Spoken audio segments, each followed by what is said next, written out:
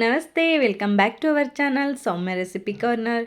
ಇವತ್ತು ನಾವು ಚಪಾತಿಗೆ ಹಾಗೆ ಇಡ್ಲಿಗೆ ಹಾಗೆ ಅನ್ನಕ್ಕೆ ಎಲ್ಲದಕ್ಕೂ ಸೆಟ್ ಆಗುವಂತಹ ಒಂದು ಟೊಮೆಟೊ ಮತ್ತು ಬದನೆಕಾಯಿ ಹಾಕಿ ಗೊಜ್ಜು ರೆಸಿಪಿನ ಮಾಡೋಣ.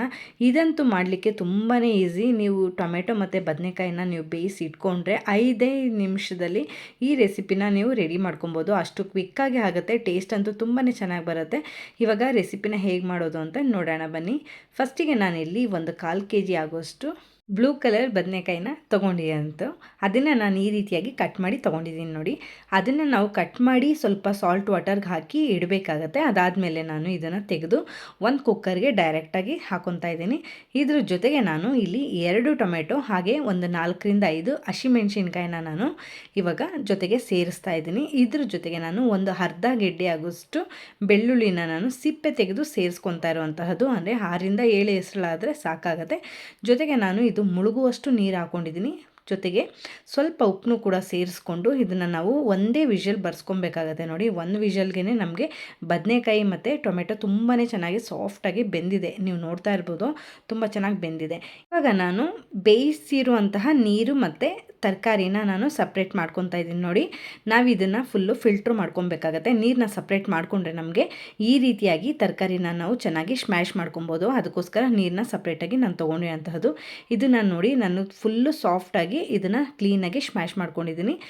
ಇದಕ್ಕೆ ನಾನಿವಾಗ 1/4 ಟೇಬಲ್ ಸ್ಪೂನ್ ಆಗೋಷ್ಟು ಅರಿಶಿನ ಹಾಗೆ 1.5 ಟೇಬಲ್ ಸ್ಪೂನ್ ಆಗೋಷ್ಟು ನಾರ್ಮಲ್ ಬೇಳೆ ಸಾಂಬಾರು ಪುಡಿನ ನಾನು ಸೇರಿಸ್ತಾ ಇರುವಂತಹದ್ದು.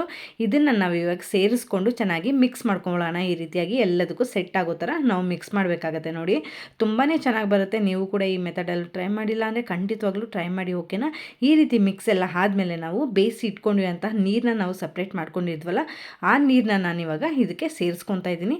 ಇದು ನಮಗೆ ಸ್ವಲ್ಪ ಗಟ್ಟಿಯಾಗಿದ್ರೇ ಚೆನ್ನಾಗಿ ಆಗುತ್ತೆ. ನಾನು ಜಸ್ಟ್ ಏನು ಬೇಯಿಸಿ ಇಟ್ಕೊಂಡಿರ್ತೀವಲ್ಲ ನೀರು, ಅದನ್ನಷ್ಟೇ ನಾನು ಸೇರಿಸ್ತಾ ಇರುವಂತಹದ್ದು. ಯಾವುದೇ ರೀತಿ ಎಕ್ಸ್ಟ್ರಾ ನೀರನ್ನ ನಾನಿಲ್ಲಿ ಸೇರಿಸ್ತಾ ಇಲ್ಲ. ಈ ಕನ್ಸಿಸ್ಟೆನ್ಸಿಗೆ ನಾವು ರೆಡಿ ಮಾಡಿಕೊಂಡ್ರೆ ಸಾಕಾಗುತ್ತೆ ನೋಡಿ. ಇಷ್ಟಕ್ಕೆ ನಾನು ರೆಡಿ ಆದಮೇಲೆ ಇದಕ್ಕೆ ನಾನು ಇವಾಗ ಒಗ್ಗರಣೆ ಮಾಡಲಿಕ್ಕೆ ರೆಡಿ ಮಾಡ್ಕೊತಾ ಇದ್ದೀನಿ. ಇವಾಗ ನಾನು ಒಂದು ಪ್ಯಾನ್ ಇಟ್ಕೊಂಡು ಪ್ಯಾನ್ಗೆ 2ರಿಂದ 3 ಟೇಬಲ್ ಸ್ಪೂನ್ ಆಗೋಷ್ಟು ಆಯಿಲ್ ಹಾಕ್ಕೊಂಡಿದ್ದೀನಿ. ಅದಕ್ಕಾದಮೇಲೆ ಸ್ವಲ್ಪ ಸಾಸಿವೆ ಮತ್ತು ಸ್ವಲ್ಪ ಜೀರಿಗೆನ ಹಾಕ್ಕೊಂಡಿದ್ದೀನಿ. ಜೊತೆಗೆ ನಾನು ಸ್ವಲ್ಪ ಬೆಳ್ಳುಳ್ಳಿನ ಸೇರಿಸ್ಕೊತಾ ಇದ್ದೀನಿ. ಹಾಗೆ 2 ಒಣಮೆಣ್ಸಿನ್ಕಾಯಿನ ಕಟ್ ಮಾಡಿ ಹಾಕ್ಕೊಂಡಿರೋಂತಹದ್ದು.